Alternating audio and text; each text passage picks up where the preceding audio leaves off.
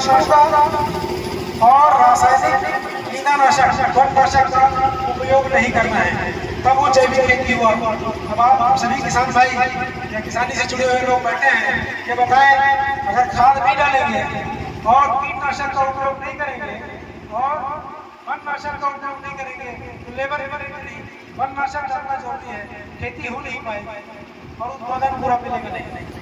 लेकिन इससे जो नुकसान हमें हो रहे हैं, सारे के सारे मानव समाज को नुकसान हो रहा है, वो अपूर्णीय है।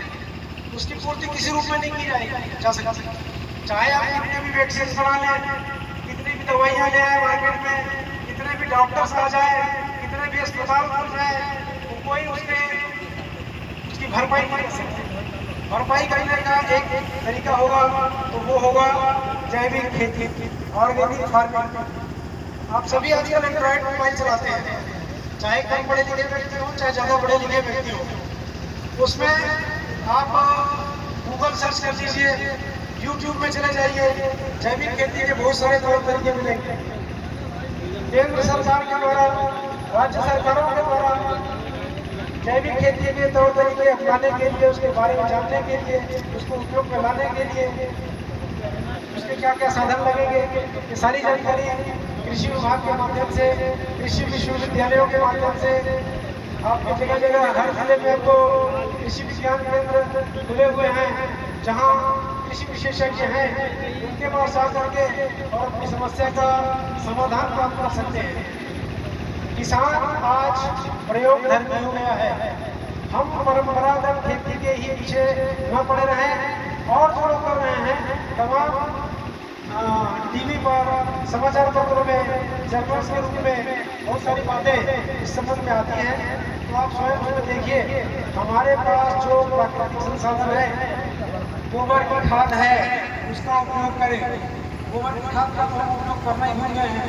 कम गोबर में ज़्यादा खाद बनाने के लिए नाले की पद्धति का उपयोग करें, वर्मी कंपोस्ट का उत्पादन करें और उससे लाभ उठाएं। उससे हमारी मिट्टी भी बची रहेगी, हमारी मिट्टी की गुणवत्ता बची रहेगी और हमारा फसल उत्पादन भी एक स्थिरता को प्राप्त करेगा और धीरे धीरे बढ़ता भी जाएगा। आज आपको कुछ जानकारी होगी कि जो ऑर्गेनिक फार्मिंग से जो अनाज पैदा होता है, फल सब्जियाँ पैदा होती है, दूध पैदा होता है, वो सब में ऑर्गेनिक का रेट मार्केट में आम कृषि उत्पादों के रेट से ज़्यादा होता है। तो आपको अगर उत्पादन कम मिलता है लेकिन रेट उसका ज़्यादा मिलेगा, तो पैसा तो आपको उतना ही मिलेगा जितना मिलना चाहिए। इसलिए आपको इस पर बहुत गंभीरता से विचार करना पड़ेगा। हमारे देश में सिक्किम एक ऐसा राज्य है जहाँ पर 100% 100% जैविक खेती होती है।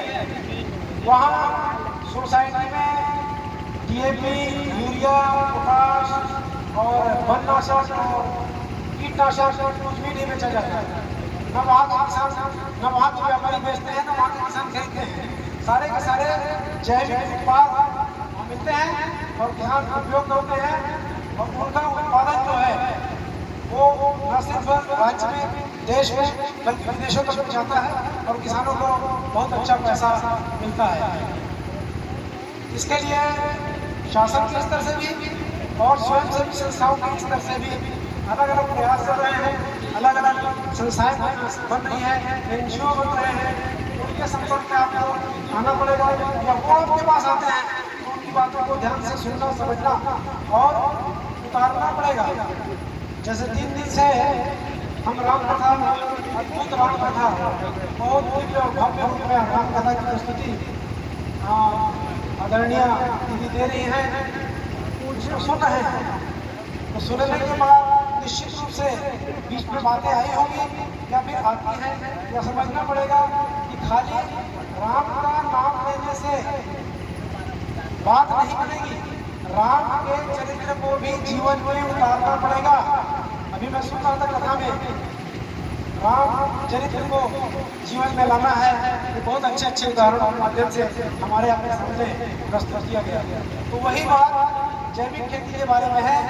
ऑर्गेनिक फार्मिंग को, जैविक खेती के तौर तरीकों को हमको न सिर्फ जानना समझना पड़ेगा, उसकी जानकारी जुटानी पड़ेगी और अपने किसान भाई को बताना समझाना पड़ेगा।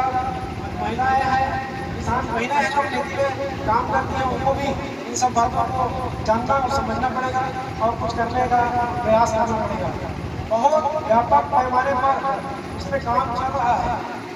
अमेरिका जैसे देश में जिन लोगों ने, उन्हीं लोगों ने शुरुआत की थी रासायनिक उर्वरकों की, और सन 1979 में अमेरिका में 80 लाख हेक्टेयर जमीन आउट ऑफ रेगुलेशन, सुधार की सीमा से बाहर, जिस जमीन में एक घास का तिनका नहीं उग सकता, उस स्थिति में पहुंच गया था बहुत ज्यादा रासायनिक उर्वरकों के कारण।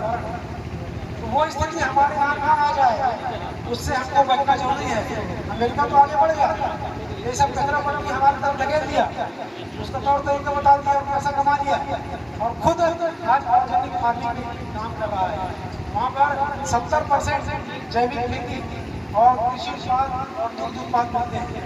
रेट बहुत ज़्यादा हाई है, वही मिलता है। तो स्थिति हमारे देश में भी आने वाली है, हम उस रास्ते के पथिक बने, उसके साधक बने और मानवता जिसका स्वास्थ्य दिन दिन गिर रहा है उसको बचाने के लिए आगे आए।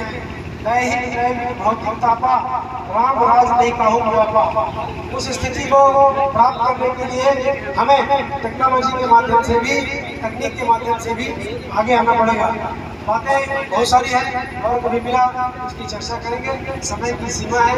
अपनी वाणी पर मैं ही विराम देता हूँ। बहुत बहुत धन्यवाद आपकी ये